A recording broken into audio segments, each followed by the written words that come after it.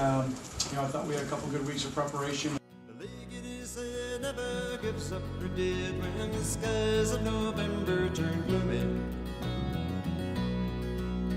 But the load of iron ore, 26,000 tons more than the Edmund Fitzgerald weighed empty.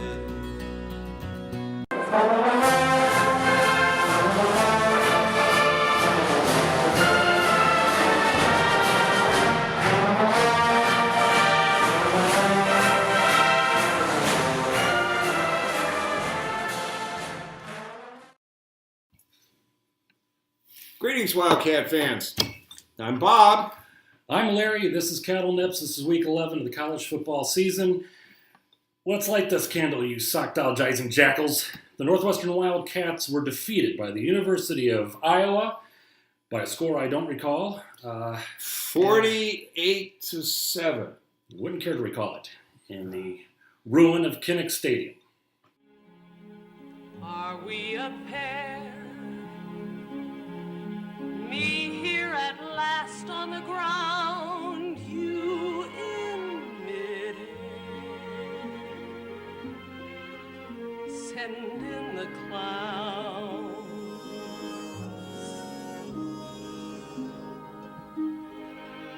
Isn't it bliss? Don't you approve? One who keeps tearing around. Yeah, I mean, what can I say about this one? You had, I know the number 5 kept coming up. It was we had 5 games remaining, and it was the first of the 5 remaining. We had 5 penalties, and we had 5 sacks. And this is the 5th loss. And this is the 5th loss. If you counted along on your fingers as you counted out loud by 5s, your fingers would tell you how many 5s you've got. We didn't play a good game, and somebody told me we were down 24-0 at the end of the first quarter, even before the end of the first quarter. It was a nightmare from which we woke up to find out it was a nightmare that we'd woken up into, and it was a total nightmare. It was 24-0 at the end of the first quarter. And really, there was nothing to be done but to break out the potables early.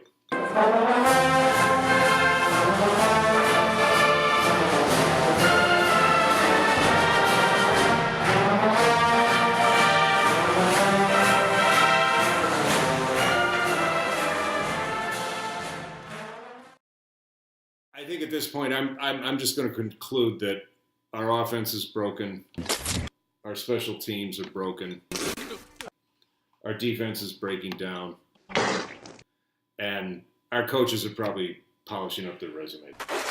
Well, Bob, you have to think that this is simply a bump in the road. That, you look at the games against Wisconsin and Penn State, and you hear Coach Fitzgerald talk about the fact that they did have 2 weeks of great preparation for this game, that he felt good about the way they had prepared. And you have to think, this is simply an anomaly, and they'll get back on track against the University of Michigan coming up this Saturday. We've got 1 week to prepare for them? We do.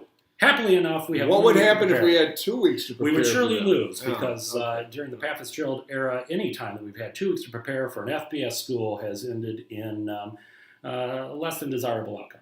But now you told me that we always lose in October in Big Ten games in the Pat Fitzgerald era, but we turn around in November. Yes, absolutely. And this game was on November 1st, so I thought we were going to be safe because it was November. But daylight savings time was still in effect, so daylight savings time. Exactly. Oh God. Shenanigans! Shenanigans! Shenanigans! What's all that? So it goes without saying that this week there will be no Purple Fist of Justice Award. If there were a Purple Fist of Justice Award, then once again, Fist favorite Justin Jackson would have won it. He was the one really bright spot along with the catch by McHugh in the second half. So Justin Jackson gets a tiny fist sliver, but no full fist this week. Well, but we're not without awards this week. No. We have a new award. Absolutely not. We have a new award. We have an Ethelred Award. Now, who was Ethelred? Ethelred was a king of England back in the Anglo-Saxon days, a few generations before the Normans came over and put a stop to their party. All English kings drink beer. All English kings drink beer. And, Ethelred was known as Ethelred the Unready. because his boys couldn't stand up and man up against the King of Denmark and his boys. And, well, let's just say that, it's crossing a time warp to make the comparison, but Right. Ethelred just wasn't ready for prime No. time. And Absolutely so not. we're gonna give this Ethelred Award to Coach Fitz for not having his troops ready with 2 weeks of practice to face an Iowa team that did exactly what he said they would do, running the ball and play action passing. So Fitz, Ethelred to you, Congratulations. congratulations. Hooray for new math, new math. It won't do you a bit of good to review math. It's so simple, so very simple, that only a child can do it. Okay, so it's time for bowl math. Obviously, it's a little lower in terms of the probabilities this week. Good evening, everyone. I'm Linda Como with your winning lottery numbers. In addition to the fact that Northwestern now is faced with winning nearly all of its remaining games to get to a decent bowl and has to win at least 2 games to even be qualified for the 5-win buffer zone. The overall chances are down to 6%. So you're telling me there's a chance?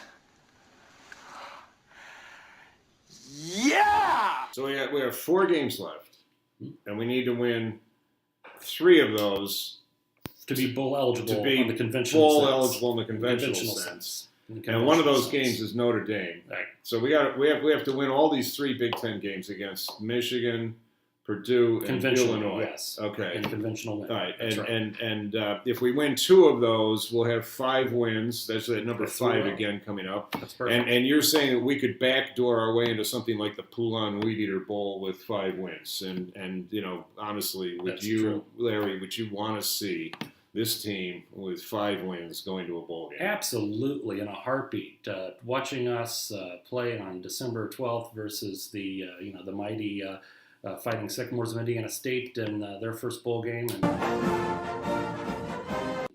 it'd be our second big win since the 1940s in a bowl. I would love that. Okay, well, I would like to see us get extra practice time because, I think that slow start we got off to when we dropped those first 2 games, that slow start was because we missed those extra practices because we didn't go to a bowl game. That's it. And And we're going to fall behind if we don't make it to a bowl game this year. We'll lose Exactly. those extra practices. right, So, we need those practices. We desperately need those practices. so on bowl math, we didn't get the 2 points, and now we've got to win something like 4 out of 4 to go to a decent bowl, 3 out of 4 to bowl qualify, And I would say we need to win 2 out of 4 to Right. do the back door maybe. probably 5 out of 4 to get to a really good bowl. So let's talk about this Saturday's matchup between Jim Phillips' current school versus Jim Phillips' future school, when the University of Northwestern University will host the University of Michigan in a battle royale at Ryan Field. Oh, this is the worst Michigan team in decades, Larry. Yes, And- indeed it is. And it's already cost the athletic director's job. Probably going to cost Brady Hoke his job. In fact, I think Brady Hoke is a lamer duck than Barack Obama at this point. Hello, Northwestern. But we're going to find a way to beat these guys, huh? Aren't we? Absolutely. That trick bag we have of finding new and interesting ways to lose to Michigan in the final moments of the game. We're gonna not do that and actually rise up and beat them this time. We have their number. Shenanigans! I think they are the next Absolutely. Iowa. I'm feeling rough about this one, Larry. All right. Less said about this game, the better. Let's keep on trucking.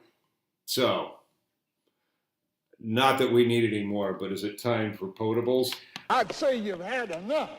Bob, it's time. It's always time. What do we got here? We have all the way from the Wolverine State. What's it called? Witch's Brew by the Lilano Cellars. Lilano Cellars And in beautiful Lilano, that's Michigan. not sellers like vendors. That's sellers like where the Cats are headed in the Big Ten West standings, right? Salute. Okay, so we special thanks to our friend Greg, who actually found this Michigan wine and gave it to us for the purpose of potables for the Michigan game.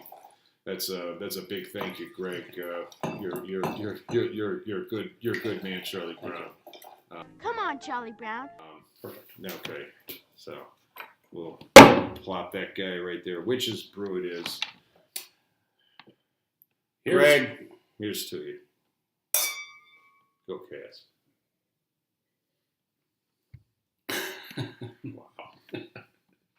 Wow. Thoughts? Ooh. This wine makes me feel bewitched, bothered, and bewildered. And I think both the Michigan football team and the Northwestern football team are bewitched, bothered, and bewildered.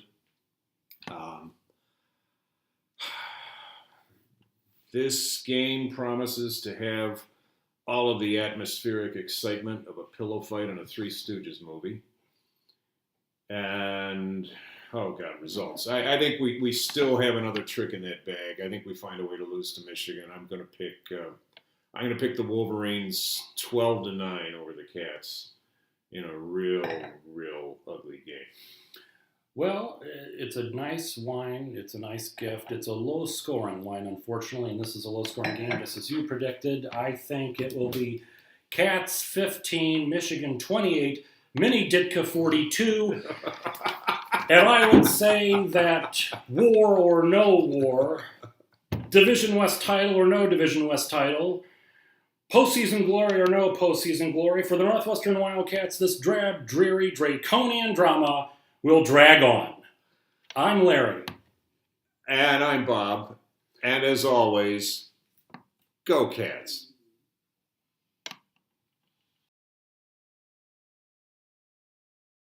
Well, that settles it. Everybody grab a broom. It's shenanigans!